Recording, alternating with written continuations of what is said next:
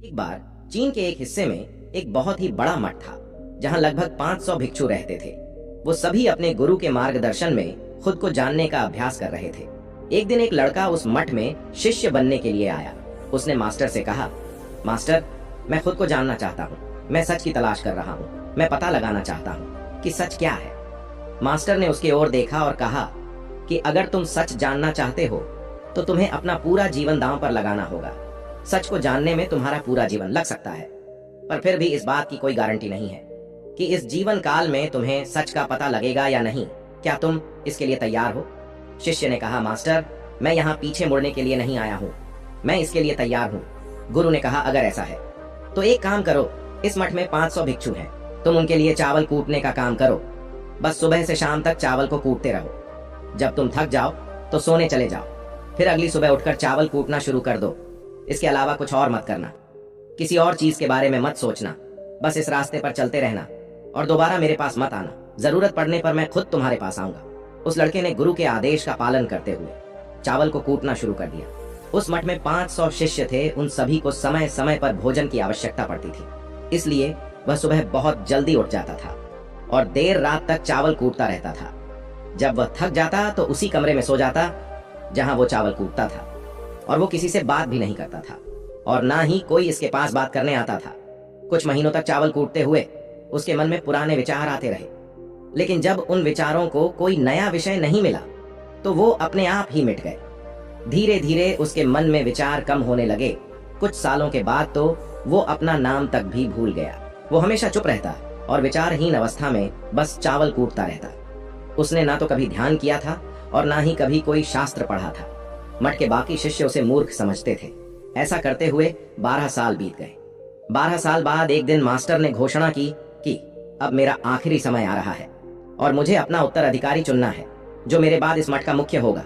इसलिए मेरा कोई भी शिष्य जिसे लगता है कि उसे आत्म साक्षात्कार हो गया है और उसने खुद को जान लिया है, तो रात को मेरे दरवाजे के पास आकर इस दीवार पर कुछ पंक्तियां लिखें जिसमें उसकी जिंदगी का सारा अनुभव समाया हो। कई शिष्य ने ऐसा करने के बारे में सोचा। मठ के प्रमुख शिष्यों में से एक ने वहां जाकर कुछ पंक्तियां लिखी। उसे बौद्ध धर्म ग्रंथों का बहुत ज्ञान था। सभी शिष्यों को लगता था कि वो इस मठ का उत्तराधिकारी बन सकता है। उसने लिखा था कि मन एक दर्पण की तरह है जिस पर विचारों और इच्छाओं की धूल जमा हो जाती है। इस धूल को हटाने के लिए ही ध्यान है, जिसकी धूल हट जाती है और मन का दर्पण साफ हो जाता है, वो मोक्ष को प्राप्त कर लेता है। अगली सुबह जब मास्टर उठे और उन्होंने इन पंक्तियों को देखा तो उन्हें बहुत गुस्सा आया और उन्होंने कहा कि किस बेवकूफ ने ये सब कचड़ा मेरी दीवार पर लिखा है। वे शिष्य जिसने ये लिखा था वो चुप रहा। हालांकि उसने जो पंक्तियां लिखी थीं वे ज्ञान से भरी थीं, लेकिन ये सब किताबी ज्ञान था। वो शिष्य बहुत चालाक था।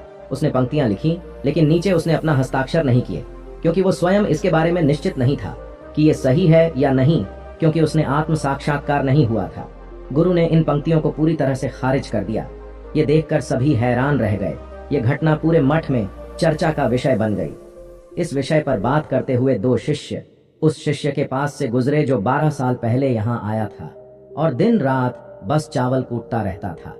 दोनों की चर्चा सुनकर वो धीरे से हंस पड़ा। दोनों शिष्य ने उनसे पूछा कि तुम क्यों हंस रहे हो? उन दोनों की नजर में वो चावल कूटने वाला बहुत ही तुच्छ भिक्षु था। किसी ने भी उसे ना तो कभी ध्यान करते देखा था और ना ही कभी कोई शास्त्र पढ़ते हुए।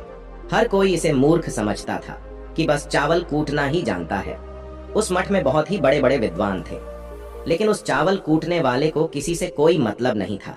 इसलिए वो दोनों शिष्य उसे मुस्कुराता हुआ देखकर चकित रह गए। उन्होंने फिर उससे पूछा कि तुम क्यों हंसे?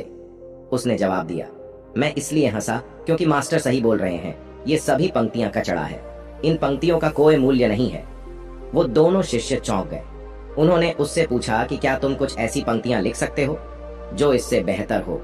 चावल कूटने वाले ने जवाब दिया, नहीं, क्योंकि मैं अनपढ़ हूँ, लेकिन हाँ, मैं कुछ पंक्तियां कह सकता हूँ। पर अगर तुम उन पंक्तियों को लिख सकते हो तो मैं तुम्हारे साथ जाने के लिए तैयार हूँ। उन दोनों शिष्य ने कहा, ठीक है।